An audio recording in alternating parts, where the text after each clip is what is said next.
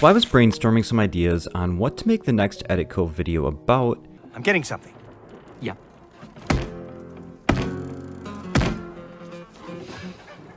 Okay. And I thought, what would be the most useful piece of advice to give to a person who is cutting their first scene? And I immediately thought of this concept. Eyes are everything. When finding that perfect moment to make a cut, paying close attention to the subject's eyes, glances, and head movements can be your bread and butter.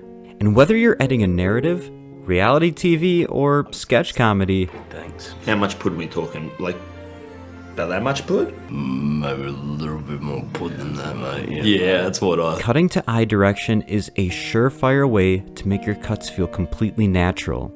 I recently had about a week and a half to create a fine cut of a short that featured 3 scenes where actors stood in a circle debating whether we should time travel or not. There were very few takes and some pretty major inconsistencies in continuity throughout, but by understanding eye line, eye trace, and just glances in general, made editing these scenes incredibly easy. Today on the Edit Cove, I'm going to explain why cutting to eyes works, show you some examples, and explain how to pay close attention to eyes when editing. The best way to explain how eyeline works is through taking a look into the real world and into our own habits as an observer. Imagine we're talking to a person and they suddenly look up into the sky. Instinctively, we will also look up to see what that person is looking at. Look, up in the sky, it's a bird! It's a plane! No, it's just a planet-destroying planet? Another example is when someone begins to speak, our eyes instinctively are drawn to them. Psst, over there. Where? I mean over here. Sorry, I forgot where I was. And let's say that person references someone else in the room, our eyes will dart to that person, maybe because we'd like to see their reaction. Hidden immunity idols.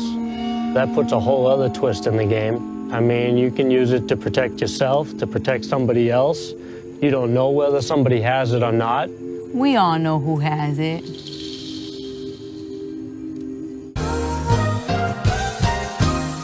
An editor's job is to usually edit so well that we forget that it's even there. If we can predict exactly where the audience wants to look and when, cuts will feel as natural as being a fly on the wall in the scene itself. I am a fly on the wall, a fly who's seen it all.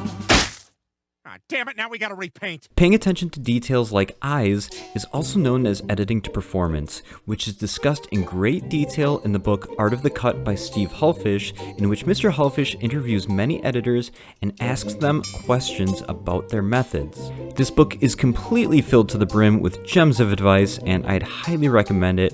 I'll leave a link in the description below if any of you want to check that out. A great quote I've highlighted in this book comes from Steven Merkovich, the editor of an insane amount of films including Big Trouble in Little China and Con Air. And he says this about editing to performance and the natural component to it. When I edit, I'm part of the audience. As a part of the audience, I want to move around in a scene, not sit on a performance for the sake of it. I believe there's a certain natural quality and rhythm to cutting performance. If the character says something that's dynamic and gets some kind of emotion or reaction from the person they're talking with, it's simple. That's where I want to go. So when we edit as part of the audience, we also edit to where we desire to look, given an action or line of dialogue, and eye movements are key to this. Withholding a cut to see what the audience wants to see can have its own merit, for example, the infamous "What's in the box" scene from Seven, but for the most part, it's downright disrespectful to the audience. And if we remember that editing must first and foremost serve the story and its emotional integrity, showing the audience what they desperately want to subconsciously see is almost always the right choice. In the Coen Brothers' Ballad of Buster Scruggs, the short Mortal Remains places its audience in a carriage filled with 5 strangers. Without spoiling too much, the 2 on one side are, let's say, in control of where the carriage is headed and seem to be acquaintances, and the 3 on the other side are their passengers who come from completely different walks of life. And due to their vastly different life experiences, the passengers tell tales and argue, sparking some drama amongst the group. The Englishman looks at the Frenchman, motivating this cut. As the Englishman continues to speak, we cut back to him just in time to see his eyes move to the lady, which motivates this cut to the lady's reaction. The trapper begins to talk. We cut to the Englishman again to catch his glance to the trapper. The glance and line of dialogue motivate the cut to the trapper and his reaction. We hold on this reaction to emphasize the significance of the line until the lady begins to talk. We go back to the Englishman to catch his glance. That glance motivates the cut to the lady just in time to catch the realization in her eyes. We cut right before the Englishman begins to turn and address the passengers. Finally, a glance towards their destination and a reverse shot showing the audience what the passengers are seeing. And finally, I'd like to show you just how often eyeline cuts are used in reality shows like Survivor, which has become a new guilty pleasure of mine. In the end of each episode, the tribe must come together in a tribal council and vote a member off the island. While filming the tribal council, host Jeff Probst drills contestants for as long as 2 hours to create conflict, drama, and make contestants second-guess their decisions and alliances. Let's count how often editors are using head and eye movements to motivate each cut. Jerry, going all the way back to season... It's game on, like trying to create alliances, that sort of thing, right from the get-go. And it seems like the typical survival. Puts a whole other twist in the game. I mean, you can use it to protect yourself, to protect somebody else. You don't know what...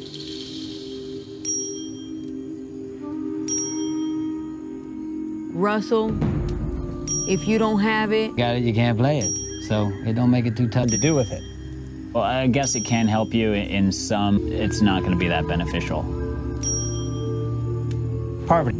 Tyson's a threat because he's really charming and he's funny and he also has connections. He's tight with Rob, he's tight with Sandra. That she has connections on the other side. Courtney, what's the take on Rob? There seems to be a polarizing effect. People either like him or they're really bugged by him. You know, he's at the center of controversy a lot of times. All right. When we put so much focus on selecting eye movements to use, we are also more likely to find that these moments are wonderful in discovering the emotion behind the performances. Subtle facial expressions can read distrust, annoyance, anxiety, and really any emotion under the sun. And my guess is a lot of these close-up shots are used completely out of continuity to add even more to the drama. The timing is equally as important. Cut away right at the end of a look or glance, or even in the middle of it, and it just feels too fast.